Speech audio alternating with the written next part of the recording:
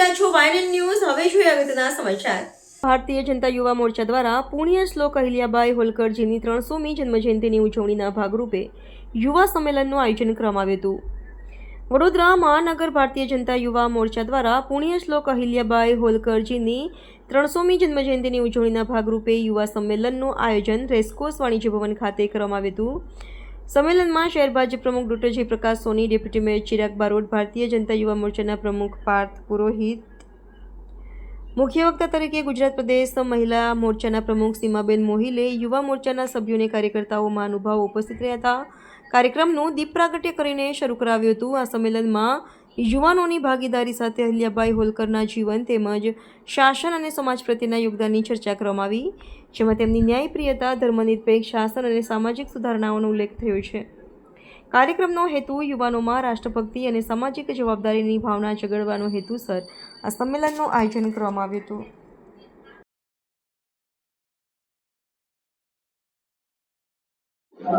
પુણ્ય શ્લોક અહિલ્યાબાઈ હોળકરજી એમનું 300મી જન્મ જયંતિનું વર્ષ છે.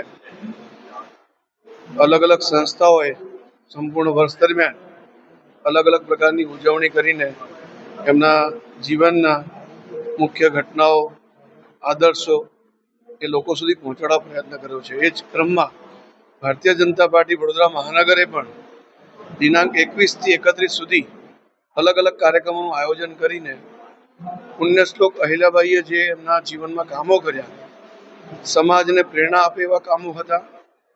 500થી વધુ એમને મંદિરોનો જીર્ણોદ્ધાર, વાવ, ઘાટ એ પ્રકારના મહાન કામો જે એમને કર્યા એ લોકો સુધી પહોંચાડવા માટે અલગ અલગ કાર્યક્રમોના ક્રમમાં આજે યુવા સંમેલનનું આયોજન અહીંયા વાણિજ્ય ભવન ખાતે રાખવામાં આવ્યું છે, જેમાં મોટી સંખ્યામાં યુવક અને યુવતીઓ ઉપસ્થિત છે.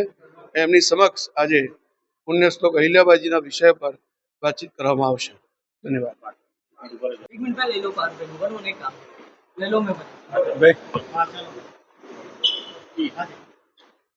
પુણ્ય શ્લોક રાજમાતા અહિલ્યાબાઈ માતાજીનો 300મો જન્મદિવસ જ્યારે 31મી તારીખે થવા જઈ રહ્યો છે, ત્યારે પાર્ટીના માધ્યમથી અલગ અલગ કાર્યક્રમો અને સમાજસેવી સંસ્થાઓએ પણ અલગ અલગ કાર્યક્રમો રાખ્યા છે. ત્યારે આજે યુવા મોરચા દ્વારા ખાસ કરીને યુવાનોને અહિલ્યાબાઈ કોણ હતા, એમનું જીવન ચરિત્ર ખબર પડે અને એમને જે આપણી સંસ્કૃતિને બચાવવા માટે, આપણા હિન્દુ ધર્મ માટે જે કર્યું છે અને સમાજના પીડિત, શોષિત જે વનબંધુઓ છે, જે આદિવાસીઓ છે, એમની માટે જે કામો કર્યા છે એ બધા જ કામો લોકો સુધી ના આવે અને ક્યાંક આપણી ઇતિહાસમાં અમુક જ નેતાઓ જે પ્રખ્યાત છે, જેમનું ભણવામાં આવે છે, ઘણા બધા એવા રાજાઓ છે, ઘણા બધા યોદ્ધાઓ છે જેમને પોતાનું જીવન સમર્પિત કર્યું છે દેશ માટે.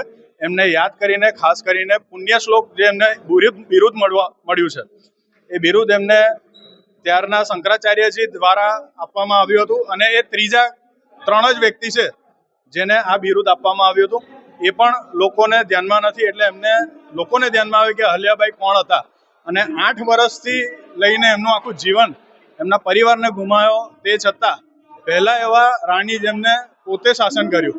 પહેલા આખું એક પ્રથા હતી કે બાળક 8 વર્ષનું હોય, 5 વર્ષનું હોય તો પણ એને રાજગાદી પર બેસાડે.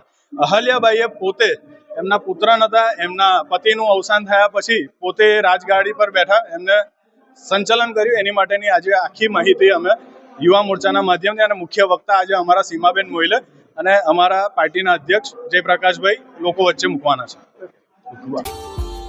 Subscribe now and press the bell icon. Never miss an update.